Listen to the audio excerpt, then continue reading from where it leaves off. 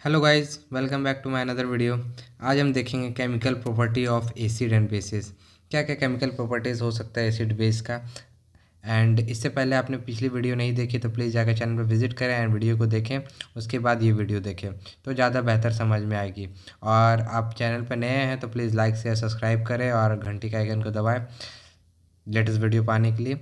And चलिए शुरू करते बिना टाइम वेस्ट करते हुए।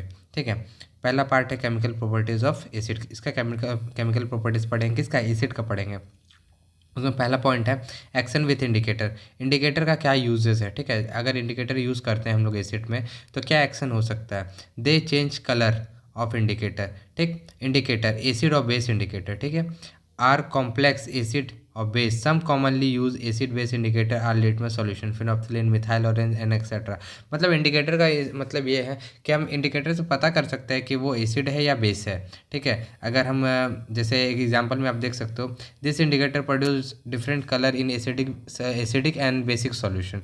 ठीक, अगर एसिडिक सॉल्यूशन में डालेंगे तो कुछ अलग कलर देगा, बेसिक में डालेंगे तो कुछ अलग कलर देगा। तो इसका एग्जांपल क्या हो सकता है, acid turn blue litmus solution to red. ठीक है क्या, acid turn blue litmus to solution to red. फिर दूसरा एग्जांपल क्या है, they decolorise the pink colour of फिलोक्सिन इन अल्कली। अगर बेस में अल्कलीज में डालेंगे तो इसका क्या पिंक कलर क्या होगा, डिस्कलर हो जाएगा। क्या हो जाएगा, डिस्कलर हो जाएगा। They change the colour of methyl orange from yellow to red. क्या हो जाएगा, जब इंडिकेटर यूज़ करेंगे तो मिथाइल ऑरेंज किस में, येलो टू रेड में हो जाएगा। येलो कलर से क्या किस में चल जाएगा, रेड में चल जाएगा। ठीक है, this are the example of indicator. ये उतना ज़रूरी नहीं है। ठीक है, मगर आने वाला जो पॉइंट्स है वो बहुत इंपॉर्टेंट पॉइंट है। जैसे ये पॉइंट बहुत इंपॉर्टेंट पॉइंट है, एक्शन विथ मेटल। मेटल के साथ क्या एक्शन हो सकता है। ठीक है, dilute acids such as hydrochloric acid HCl and sulfuric acid react with active metal. Active metal क्या क्या है, such as magnesium, zinc, iron etc. to hydrogen and corresponding salt. ठीक है, जैसे इसका जनरल फार्मूला क्या होगा, ये देखिए, मेटल प्लस एसिड। अगर मेटल को यूज़ किए, एसिड के साथ रिएक्ट किए तो क्या मिलेगा, सॉल्ट मिलेगा और हाइड्रोजन गैस मिलेगा। हाइड्रोजन गैस मिलेगा, वो भी हाइड्रोजन गैस किस में मिलेगा, रिलीजिंग फॉर्म में, मतलब हाइड्रोजन गैस निकल रहा है। जैसे जिंक ले लिए, जिंक को अगर डाइल्यूट, DIL का मतलब डाइल्यूट है, H2SO4 के साथ हम लोग रिएक्ट किए तो ये H2 की जगह पे क्या आ जाएगा, Zn आ जाएगा, रिप्लेस करेगा इस जगह को, यहाँ पे Zn और H2 यहाँ से रिलीज हो जाएगा। ठीक है, रिएक्शन ऐसे समझ सकते हो, बहुत इजी रिएक्शन है, याद रखना है। ZnHCl। ठीक, तो Zn के साथ H रिलीज हो जाएगा, यहाँ से H हटेगा। ठीक, Zn के पास यहाँ पे Cl आ जाएगा तो ZnCl2, फिर H2O। ठीक है, H2O रिलीज हो जाएगा। फिर Mg मैग्नीशियम, डाइल्यूट में लेंगे H2SO4। ठीक, Mg के H2 की जगह पे Mg आ जाएगा, MgSO4 मैग्नीशियम सल्फेट और H2 रिलीज हो जाएगा। तो यहाँ पे वही बोल रहा है कि एक्टिव मेटल के साथ रिएक्ट कराएंगे, अगर HCl को रिएक्ट कराए या H2SO4 को रिएक्ट कराए तो हाइड्रोजन गैस रिलीज होता हुआ दिखेगा। जब हाइड्रोजन गैस अगर किसी में रिलीज होता दिखेगा तो उसको हम लोग क्या बोलेंगे, एक्शन विथ मेटल का ये सारे एग्जाम्पल्स है। ओके, आगे चलते हैं। Action with metal carbonate and metal hydrogen carbonate. ठीक है, अगर एसिड को हम लोग रिएक्ट करते हैं मेटल कार्बोनेट के साथ और मेटल हाइड्रोजन के साथ तो क्या मिलता है। ठीक, acid react with metal carbonate and metal hydrogen carbonate to produce carbon dioxide. क्या प्रोड्यूस करेगा, कार्बन डाइऑक्साइड प्रोड्यूस करेगा। क्या प्रोड्यूस करेगा, carbon dioxide. Metal carbonate, metal hydrogen carbonate, ठीक, प्लस एसिड अगर इसके साथ रिएक्ट करते हैं तो सॉल्ट, वाटर प्लस CO2, जो मेन पार्ट हमारा क्या है, CO2 मिलेगा। क्या मिलेगा, CO2। इससे हम लोग को पता चलेगा CO2 एक गैस है, तो गैस है तो ये क्या हो, रिलीज होगा। ये किसका सिंबल है, रिलीजिंग ऑफ सिंबल है, क्या निकल रहा है। ठीक, sodium carbonate Na2CO3 HCl hydrochloric acid के साथ अगर रिएक्ट करते हैं तो क्या मिलेगा, यहाँ से रिप्लेस करेगा NaCl plus H2O plus CO2। ठीक, फिर hydrogen by carbonate, sodium hydrogen carbonate, इसके साथ अगर HCl के साथ रिएक्ट करेंगे तो हमको NaCl मिलेगा। ठीक, Na के साथ ये रिप्लेस करेगा NaCl, बाकी जो बचेगा H2O प्लस CO2। ठीक, जब सोडियम हाइड्रोजन कार्बोनेट HCl के साथ जब रिएक्ट करेगा तो सॉल्ट मिला, वाटर मिला और CO2 मिला। ये जनरल फार्मूला अपना, इसको आपको याद रखना है। ठीक है। फिर कैल्शियम कार्बोनेट HCl के साथ, यहाँ H2SO4 भी हो सकता है, ठीक है। कैल्शियम क्लोराइड मिला, फिर वाटर मिलेगा ही मिलेगा, और CO2, ठीक है। बहुत इंपॉर्टेंट है ये वाला, ठीक। अभी बाकी जितने भी आएंगे सारे इंपॉर्टेंट है। एक्शन विथ मेटलिक ऑक्साइड्स, ठीक है।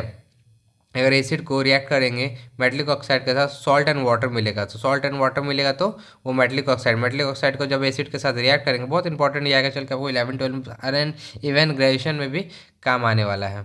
मेटल ऑक्साइड ये सब बेसिक्स है। मेटल ऑक्साइड के साथ अगर एसिड को आप रिएक्ट करेगा तो सॉल्ट एंड वाटर मिलेगा।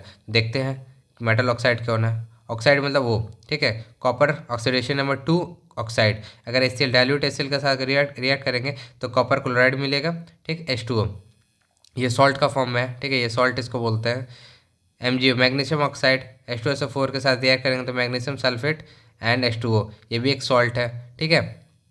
एग्जाम्पल देख लीजिए, आप देखते हैं एक्शन विद बेस, ये बहुत इंपॉर्टेंट रिएक्शन है जो एग्जाम में हमेशा पूछता है, ठीक है। इसको न्यूट्रलाइजेशन रिएक्शन के नाम से भी हम लोग जानते हैं। The acid react with base such as metallic oxide and hydroxide to produce salt and water, this reaction is called neutralisation reaction.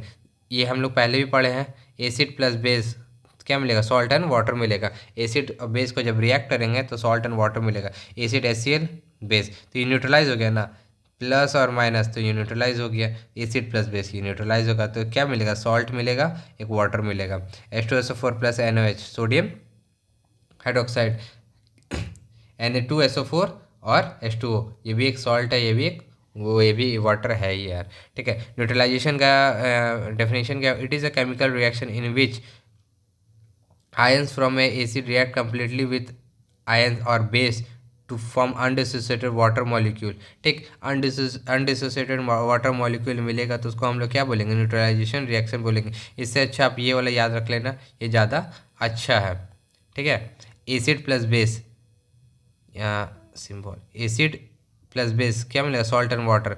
इसका एग्जांपल देखो, HCl प्लस NOH वाटर है बीच में, ठीक। NaCl प्लस वाटर, तो इसको अगर इसको कंप्लीट हम लोग ब्रेक किए, H plus Cl minus Na plus OH minus Na plus Cl minus H2O, ठीक है। पूरा ब्रेक करके हमने दिखाया एकदम प्लस माइनस के रूप में।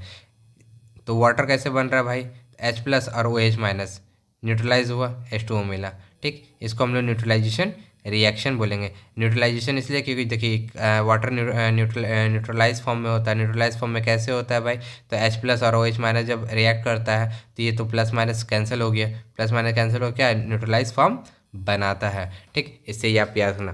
Practical application of neutralisation reaction, क्या क्या प्रैक्टिकल एप्लीकेशन हो सकता है। Acidity of salt remove by slake lamp, slake lamp में जब हम लोग रिमूव करते हैं किससे, स्लेक लैम्प जब डालते हैं एसिडिटी सॉल्व में तो वो रिमूव हो जाता है। एंटी एसिड यूज़ करते हैं कब, जब एसिडिटी हम लोग का पेट में होता है। एस्ट्रोनॉट जब एस्ट्रोनॉट स्पेस में जाता है तो अल्कली यूज़ करता है, क्या, harmful level of carbon dioxide को न्यूट्रलाइज करने के लिए, ठीक है। अब छठा देखते हैं, they act as a electrolyte. Electrolyte क्या होता है, and they aqua solution, they act as electrolyte and their aqueous solution conduct electricity, ठीक है। इलेक्ट्रोलाइट मतलब क्या होगा कि जो इलेक्ट्रिसिटी को कंडक्ट कर पाए, because they produce ion in solution, they produce ion in solution. मैं थोड़ा स्पीड बोल रहा हूँ बिकॉज कि मुझे जल्दी कंप्लीट करना है, क्योंकि अगर वीडियो ज़्यादा लंबा हो जाएगा तो वो अच्छी बात है। वीडियो को रिमाइंड करके आप यहाँ पे देख सकते हो, ठीक है। They act as a electrolyte and their aqueous solution conduct electric current because they produce ions in solution। क्या प्रोड्यूस करता है, आयंस प्रोड्यूस करता है, प्लस और माइनस का, ठीक है। क्या प्रोड्यूस करता है, प्लस और माइनस, प्लस और माइनस। आयन जब प्रोड्यूस होगा तो क्या होगा, इलेक्ट्रिसिटी प्रोड्यूस होगा। तो हम लोग को जो वायर में करंट दौड़ता है तो आयंस ही तो उसमें रहता है, फ्लो करता है आयंस ही तो आयंस हम लोग प्रोड्यूस करते हैं किसमें, इलेक्ट्रोलाइट सॉल्यूशन में, ओके। सातवां देखते हैं, effect of dilution on acid. क्या इफेक्ट हो सकता है डाइल्यूशन ऑन एसिड में, when concentrated solution of acid is diluted with water a vigorous exothermic reaction take place and heat is produce. Exothermic मतलब क्या, हीट रिलीज हो रहा है, ठीक है। यह नोट करने वाली बात यह है, बहुत बहुत इंपॉर्टेंट बात है, बहुत इंपॉर्टेंट बात है, इसको आप देखना। Mixing N acid of base water result decrease in concentration of ion H3 hydronium ion OH ion per unit volume, this process को डाइल्यूशन। डाइल्यूशन का मतलब ये हुआ, अगर ये बीकर है, ठीक है, इसमें हम लोग वाटर डालें और कंसंट्रेशन एसिड डालें, ठीक, एसिड डालें कंसनट्रेटेड लेवल पर डालें बिना डाइल्यूट का, तो जितना लेवल हम लोग मतलब अगर पानी ज़्यादा है तो H3O मतलब हाइड्रोनियम आयन कम घटेगा तब क्या होगा, उसको हम लोग डाइल्यूशन बोलेंगे। क्या बोलेंगे? डाइल्यूशन। देखिए यहाँ पे क्लियर लिखा, मिक्सिंग एन एसिड और base with water result decrease in concentration. अगर जितना ज़्यादा पानी को बढ़ा देंगे और एसिड का मात्रा कम कर देंगे तो वो क्या होगा, कंसनट्रेशन उसका कम हो जाएगा, वो बेस हो चाहे एसिड हो। क्या किसका कंसनट्रेशन कम होगा, हाइड्रोनियम आयन या OH minus ion per unit volume के लेवल से घटेगा। उस प्रोसेस को हम लोग डाइल्यूशन बोलते हैं। ठीक। दूसरा पॉइंट क्या है, the process of dissolving acid और base water is highly exothermic process. Therefore इस पॉइंट में ये लिखा हुआ आप समझ लेना कि जब अगर हम लोग एसिड को डालेंगे पानी में तो बहुत ज़्यादा हम मतलब बहुत ज़्यादा डेंजर होता है। तो एक्सोथर्मिक, जैसे हम लोग एसिड को डालेंगे तो वहाँ से धुआं निकलने लगा, धुआं निकलने मतलब वो मतलब हीट होने लगा। जब हीट होने लगता है उसको एक्सोथर्मिक हम लोग रिएक्शन बोलते हैं, एक्सोथर्मिक प्रोसेस होने लगता है। तो एक्सोथर्मिक क्या, हीट प्रोड्यूस होता है। तो जब भी हम लोग डालेंगे बीकर उकर में तो बहुत धीरे धीरे डालेंगे उस चीज़ को कि हम लोग को बर्न ना हो। ठीक है। यूजेस ऑफ सम एसिड, क्या क्या यूज़ हो सकता, बोरिक एसिड का क्या यूज़ हो सकता है, एंटीसेप्टिक के यूज़ में हो सकता है आई वॉश करने में। ठीक। Oxalic acid ink stain remover हो सकता है। कार्बोनिक एसिड फ्लेवर ड्रिंक हो सकता है। ठीक है, फ्लेवर ड्रिंक हम लोग यूज़ करते हैं। टार्टरिक एसिड बेकिंग पाउडर में होता है। एसिल कहाँ यूज़ होता है, पिकिंग ऑफ मेटल होता है, पिकिंग ऑफ मेटल्स में। साइट्रिक एसिड क्या, फूड प्रिजर्वेटिव मतलब हम लोग कोई खाना को प्रिजर्व करने के लिए साइट्रिक एसिड का यूज़ करते हैं। एसिटिक एसिड का टेबल विनीगर एंड कुकिंग में यूज़ करते हैं। और फॉस्फोरिक एसिड क्या, फर्टिलाइज़र में यूज़ करते हैं, जहाँ पे हम लोग खाद पदार्थ देते हैं। ठीक है, उसमें। तो भाइयों यहाँ पे यहाँ का ये कंप्लीट होता है केमिकल हम लोग का केमिकल प्रॉपर्टीज ऑफ एसिड। अगला देखेंगे हम लोग बेसिस के बारे में। ठीक है, अगर इसमें कहीं भी डाउट हो तो प्लीज़ हमें बताएं और कमेंट करें। एंड चैनल पर नए हैं तो लाइक से सब्सक्राइब कर दो यार। चलिए, थैंक यू। अगले मिलते हैं अगले वीडियो में। Thank you very much.